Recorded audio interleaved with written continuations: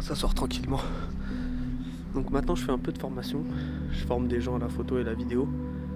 Et, euh, et ça me plaît vachement en fait. Ça me plaît vachement de me dire que je peux aider les gens à s'améliorer là où moi j'ai dû traverser un peu, tu vois, le désert et juste m'informer tout seul, tu vois, sur YouTube, etc.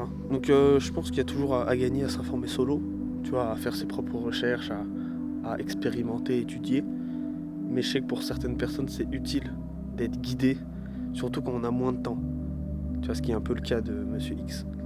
Donc tu vois, en fait la situation elle est un peu différente pour lui parce qu'il est marié, il a des enfants, pas forcément le temps, tu vois, de tryhard un peu comme moi je l'ai fait quand c'était le confinement. Et donc je me dis que je peux apporter à ce gars-là une certaine aide, tu vois, rien que dans l'organisation, pour qu'il évite de faire des erreurs qui vont lui faire perdre du temps, tu vois, et qu'il aille directement sur les points les plus importants et qu'il puisse travailler sur les points les plus importants pour s'améliorer. Et donc on discute, on se met d'accord sur une formule, on se met d'accord sur un accompagnement, donc seulement photo, etc. Donc il faut savoir qu'il habite pas à Paris, mais qu'il va descendre sur Paris pour qu'on puisse faire des shootings photos, qu'on puisse faire des sessions photos, etc. Et que je puisse lui apprendre tout ce que je sais. Et j'ai eu une révélation en fait, parce que c'est la première personne à qui je vais faire ça en photo, en tout cas de cette manière-là, parce que j'ai aidé des gens, etc. Mais c'était très rarement des personnes qui venaient vers moi pour ça exactement. C'est plus des personnes avec qui je travaille et qui, avec le temps, ont appris de moi ou avec qui j'ai travaillé sur des projets où je les ai aidés à ci, ça. Bref, donc en fait j'ai eu une révélation, je me suis rendu compte à quel point c'était stylé, tu vois, de pouvoir aider des gens comme ça, et à quel point j'aimais ça. Donc comme je l'ai dit, j'avais cette réflexion là de me dire est-ce que je dois ouvrir un Discord, est-ce que je dois lancer une formation, est-ce que je dois faire ce truc qui aujourd'hui paraît aussi, enfin qui a connotation aussi péjorative. C'est-à-dire qu'aujourd'hui les gens qui lancent des formations, ils sont toujours typés, tu vois, ils sont toujours catégorisés comme business entrepreneur, arnaqueur, etc. Et c'est vrai que quand j'ai réfléchi, je me suis quand même posé la question par rapport à ça, quoi. Est-ce que je vais être catégorisé, etc. Et puis j'ai réfléchi, tu vois, j'ai réfléchi 5 minutes et je me suis dit, Nadir, en fait, tout ce que tu prônes depuis le début, c'est le fait d'en avoir rien à foutre de ce que les gens pensent. Alors pourquoi est-ce que tu réfléchis à ça? C'est complètement stupide. Et c'est vrai. Et c'est un mécanisme humain, en fait, de penser à tout ça. Donc je vais le faire, voilà. On n'a plus rien à foutre. En fait, je me dis que si je peux aider ne serait-ce qu'une dizaine de personnes, ou même une seule, tu vois, ça sera déjà gagnant, tu vois. Certes, ce sera des formations, et comme toute formation, ce sera payant. En tout cas, dans mon modèle à moi, ce sera payant, évidemment. Mais le but, c'est quand même d'aider les gens. Le but, c'est quand même de donner toute l'expérience que moi j'ai eue, tout le knowledge, toutes les personnes, à travers toutes les expériences que j'ai, à travers toutes les personnes que j'ai rencontrées, à travers toutes les conversations que j'ai eues, transmettre ça et pouvoir, bah ouais, justement, aider des gens, quoi. Aider des gens à devenir des meilleurs photographes, meilleurs vidéastes, les informer sur les risques aussi, tu vois. Parce qu'il y a beaucoup trop de personnes qui ont le potentiel et qui se lancent pas justement parce qu'elles n'ont pas d'accompagnement ou alors qu'elles ont l'impression de ne pas avoir d'accompagnement et d'être seules. Ce qui est vrai, tu vois. Vous êtes seul dans ça, mais vous ne l'êtes pas, tu vois. Vous serez seul la plupart du temps. Vous serez seul most of the time, tu vois. Vous serez seul la plupart du temps.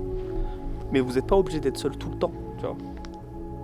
Et c'est ça que la formation, elle doit apporter en réalité. C'est juste un accompagnement, une aide, une manière de se dire, quoi qu'il arrive, il y a encore ça. Tu vois ce que je veux dire? Quelqu'un avec qui tu peux aller discuter, tu vois. Parce que moi, je sais que j'ai eu ça grâce à mes parents, tu vois. Ce truc de me dire, peu importe ce qui se passe, il y a encore ça, tu vois.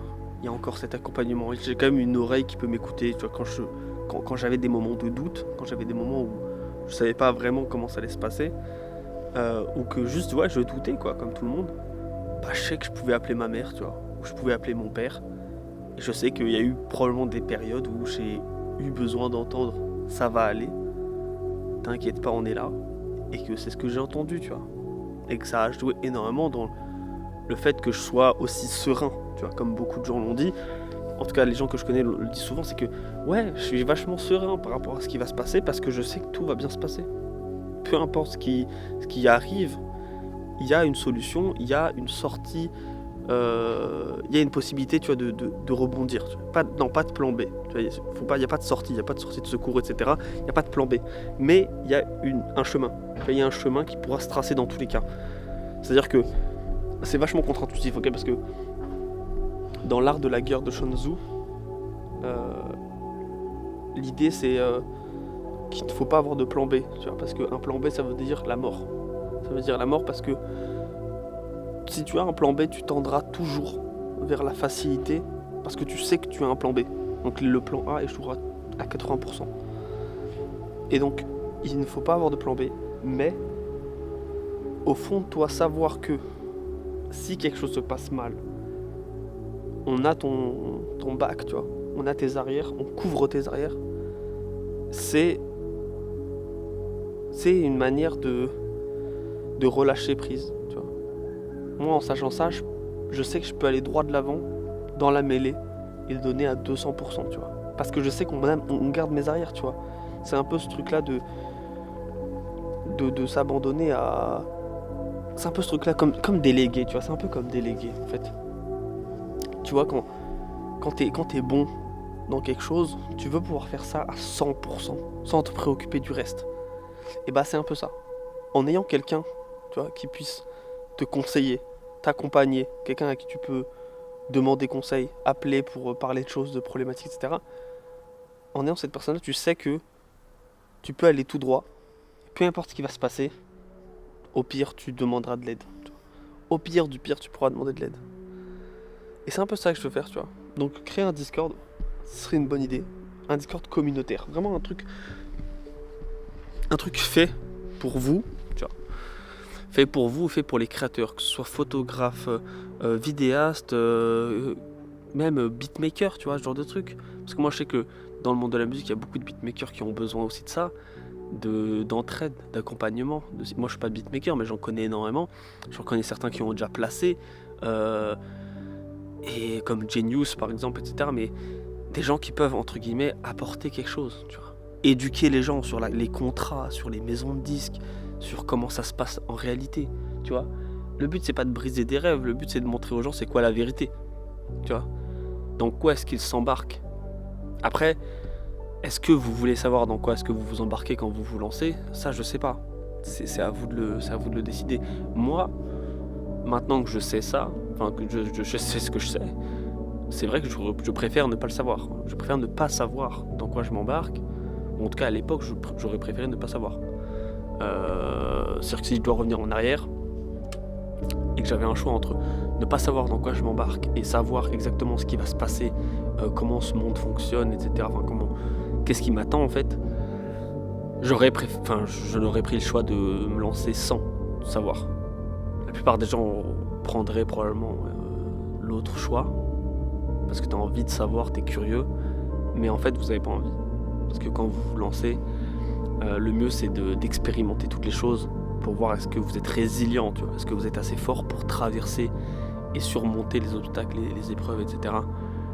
Parce que très rapidement vous le saurez, tu vois. Très rapidement vous le saurez, et c'est ce qui va vous indiquer si vous êtes fait pour ça ou pas, tu vois. C'est cette tolérance, tu vois, à l'échec, etc. Donc un Discord communautaire pour vous apprendre un peu tout ce qu'il y a à apprendre.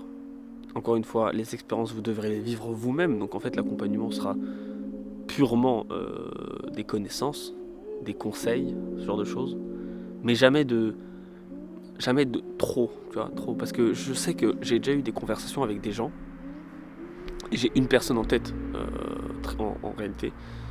Quand j'ai eu ma période fin d'école de cinéma, quand je sortais de l'école de cinéma, enfin en tout cas parce qu'en gros j'ai fait une école de cinéma pour ceux qui ne savent pas, j'ai fait 2 ans sur 3, et en fait sur la période de la deuxième année, j'allais beaucoup moins à l'école, j'avais beaucoup plus de projets, et donc sur cette période-là, je côtoyais que certaines personnes de l'école. Et dans ces personnes-là, il y avait une personne en qui je voyais un potentiel, tu vois, je sentais qu'elle avait un potentiel, et jusqu'aujourd'hui je pense toujours qu'elle a un potentiel. Et j'étais dans ma période un peu, voilà, pas de mentorat, mais je m'essayais en fait, tu vois. En tout cas, j'avais la volonté, tu vois, d'aider les gens. Et donc, je parlais beaucoup aux gens quand on me posait des questions de ce que je faisais, comment je le faisais, les contrats, voilà, tout ce que je vous ai expliqué au niveau de la formation. Comme une formation, mais juste à l'oral, quoi. Juste des conversations. Et il y a eu une conversation que j'ai eue avec cette personne-là pendant qu'on faisait un transfert véridique. Pendant 1h30, où on conversait à propos de tout ce que je faisais, les possibilités, que ce soit l'argent, que ce soit les difficultés, que ce soit la pression mentale, etc. Et je sais, tu vois, parce que la personne me l'a dit, qu'à la fin de la conversation, elle avait pas envie de se lancer. Elle avait moins envie de se lancer en fait à la fin de la conversation qu'au début. Vous voyez ? Parce que savoir tout ce que ça impliquait, en tout cas comment moi ça m'avait impacté, et voir en fait le résultat, ça lui faisait plus peur qu'autre chose. Vous voyez ce que je veux dire ? Même si les possibilités étaient incroyables, tu vois.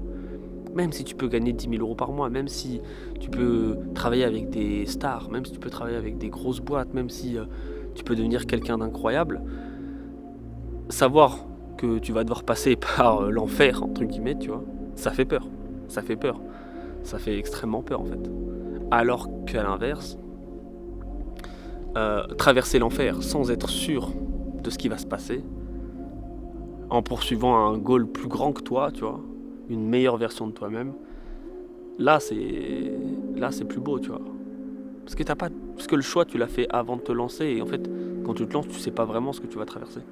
C'est ça dont je me suis rendu compte, et c'est carrément réel, tu vois. Quand je me suis lancé, je savais pas dans quoi je me lançais. Je comprenais pas ce que je faisais.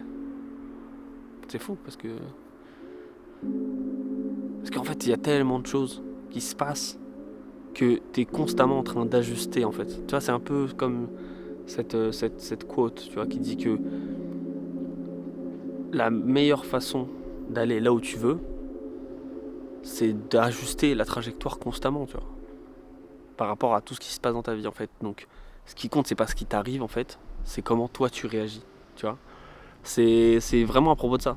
Tu dois toujours naviguer, tu dois toujours avancer. Et pour toujours avancer et toujours naviguer, il faut changer de trajectoire constamment. Parce que s'il y a un mur en face de toi, bah, tu peux pas traverser le mur. Tu changes de trajectoire, tu contournes, etc. etc. Tu vois ce que je veux dire, tu peux forcer la main, mais la plupart du temps, le mieux c'est juste de changer de direction, revenir. Tu vas faire un détour, tu vois, même si ça prend un peu de temps.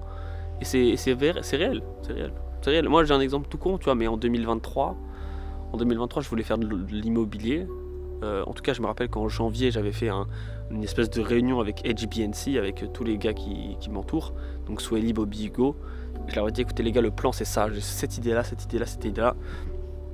Au niveau de mon business, je voulais monter une SAS, donc en fait une agence, tu vois, tout simplement de vidéos, tu vois, une agence qui délivre au mois des prestations de services à des boîtes. Et c'était très bien rodé, en tout cas dans l'idée, c'était bien rodé. Et donc dans l'immobilier, il y avait un marché, le secteur était en pleine expansion, et donc j'avais cette idée-là de me lancer dans l'immobilier, faire de la vidéo immobilière, etc. Et bah écoutez, ça s'est pas fait en 2023, tu vois. Beaucoup de choses se sont passées, ça s'est pas fait en 2023, mais ça s'est fait en 2024. Vous voyez, et j'ai fait ma première vidéo en 2024 en allant au ski, pour un contrat qui avait rien à voir avec de l'immobilier. Donc ça que je veux vous dire, c'est qu'en fait, quand vous voyez que ça peut pas arriver, ça ne veut pas dire qu'il faut abandonner. Il faut changer la trajectoire et réaxer. Vous rediriger. Vous voyez, bifurquer. Il faut rebondir constamment, en fait. Et c'est comme ça que vous atteignez le goal, tu vois. Parce qu'aujourd'hui, on est dans un monde où tout se passe extrêmement vite. Tout va extrêmement vite. Et encore plus quand vous vivez dans une grande ville. Vous voyez, pour ceux qui sont à New York, pour ceux qui sont à Paris, j'ai pas d'autres grandes villes en fait en tête, donc on va oublier. Mais quand vous êtes dans une grande ville, tout se passe très vite. Tout se passe très très vite. En l'espace de 1 mois, 2 mois, vous pouvez, paf, tout changer. Et ça va super vite en fait. Donc, pour ma part, je pourrais pas vous dire que c'était conscient à ce moment-là de pas faire de l'immobilier. Tout ce que je pouvais vous dire, c'est qu'à ce moment-là, il y avait d'autres choses à faire. Et que j'ai pris la décision d'aller tout droit vers là où je pouvais faire des choses. Vous voyez, donc les opportunités se présentent, on les catch, tu vois, on catch chaque opportunité et on réajuste, tout simplement. Et quand j'ai eu l'opportunité de faire de l'immobilier, j'ai catch direct, petit à petit, étape par étape. Les choses se feront dans tous les cas. Donc voilà, donc c'était ma réflexion du soir, par rapport au